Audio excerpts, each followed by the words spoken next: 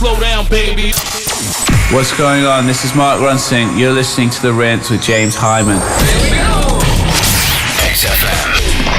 Welcome to The Rinse, another interview with Mark Ronson. Now, 24th of October 2003, we DJed together at Plan B in Brixton alongside Greenpeace. Let's big up Greenpeace, by the way. Big up Greenpeace. Missed from XFM, but about 3.5 years later, you are, and I'm going to hype this, you're the biggest, hottest, hypest, most in-demand producer right now. Is that too over the top? I mean, it's true. I think there's probably people like Will.i.am and Timbaland that probably get more calls than me, but you must be getting the calls now. You won, literally hours ago, you just won Music Week's Producer of the Year. You said that was your first award. That was my first award. I mean, I won a medal for running cross-country track in high school. That's my first music-related award. I can't believe that. No DJ awards, battles, anything? Nothing. Well, no, I'm definitely not skill-tastic, but I think that was kind of like a good one to win for, and I think I did. I mean, I know I had a really good year, just the things that artists Amy and Lily and Robbie and that stuff. Definitely. This will be the first of many awards, gotta be. I hope so. Sure. Cool. I've seen Quincy Jones's Grammy cabinet. It's literally a cabinet with 27 Grammys in it. It's quite humbling. I'd be happy to. They've called you Quincy Jones in a couple of articles I read. Yeah, the boss of my record company called me that. So he's got a vested interest, but bless him. Okay, well listen, like many, you're no overnight sensation. A lot of people think, well, who is this guy? It's just all luck, it's all luck. You've toiled. I mean, fun toil though, doing all the, the hit parties, the VIP parties, hanging with all the big hip-hop guys, Jay-Z, P. Diddy, etc. Been fun along the way? Enjoyed it all? You're not tired? It has, you know what? I think it took a little bit longer to get to the production thing than I would have liked. I remember it was very exciting, kind of when I produced the Nika Costa record and my first album came out that back-to-back time, it was like, cool. Well, now I'm going to be, accepted in the league with the big producers or whatever. And it didn't happen. And I think I'm not mad at it. I wasn't resentful. I think I probably wasn't ready or mature enough for the sound.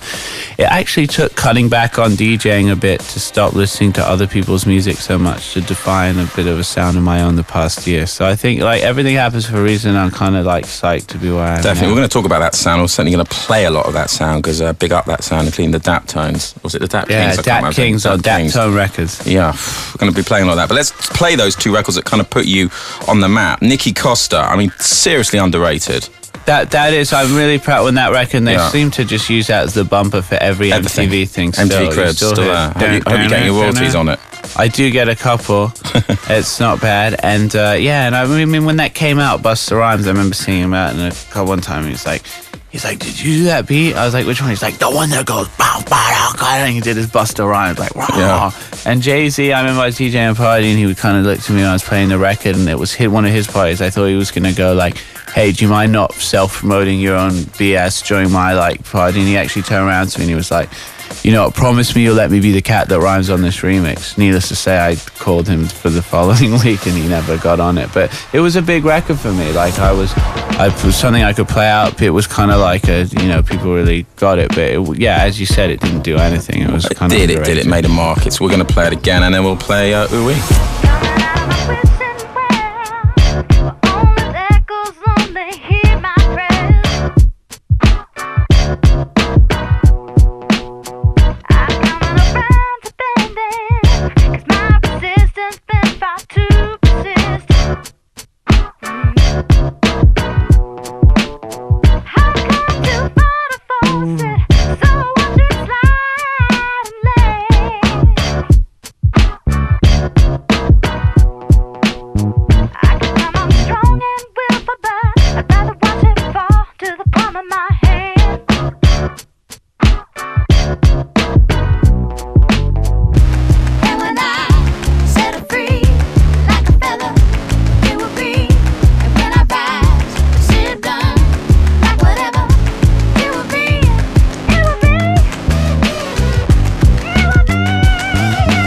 What's going on? This is Mark Ronson. You're listening to The Rinse with James Hyman.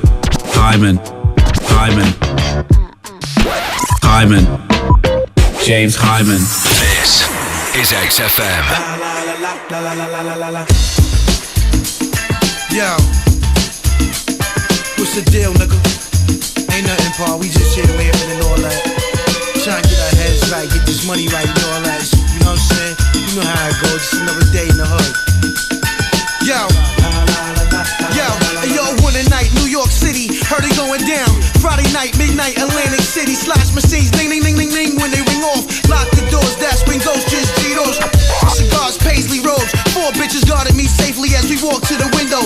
cashier was scared, she asked for my info. The manager arrived with 2 guys, that's an insult. That's the code, Mr. Coles. We talking about $5 million here. This ain't Play-Doh dough. In your horoscope red, you gon' slay those hoes. We got scribbles, Anthony Acid, rocking the show. Special guest star, Mark Bronson. First 500 bitches went crazy when he let they aunts in, and all he did was plug me in. I got the charge and got they bras and ran through they whole department.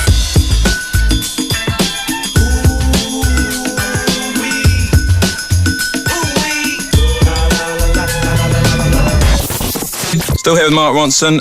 Now, look, you've worked with various labels, you know, Stranger to the Music Biz, growing up, but, you know, a lot of your family ran the whole biz. What made you sign to Columbia? Was it the huge advance, the air-conditioned studios with sushi on tap? Come on, what was so cool about Columbia? Honestly, yeah, like you are, I'm a record buff. Like, I like labels with the heritage, that kind of thing. There's something to me, this isn't the only reason, obviously, but there's something to me about the Columbia, that logo, with the little eye, with the it's old school, man. Things. It's heritage. It's like deep in the game. So it was a little bit of that, and they're all deep in the game. Though Capitol, Frank Sinatra, you know what I mean? Warner's, the WB, man. They're all. Yeah, all of them are old Warner school. Music, they are, but there's something to me about that Columbia logo. I've seen it on Sly and the Family Stone records. You know, Warner Brothers had some stuff, but and then Mike Smith and Mike Pickering. Obviously, Mike Pickering, like a legend in the sort of like DJ kind of Manchester scene or whatever. And Mike Smith, the head of the label, they just really kind of got it. And I went in there, and they just really.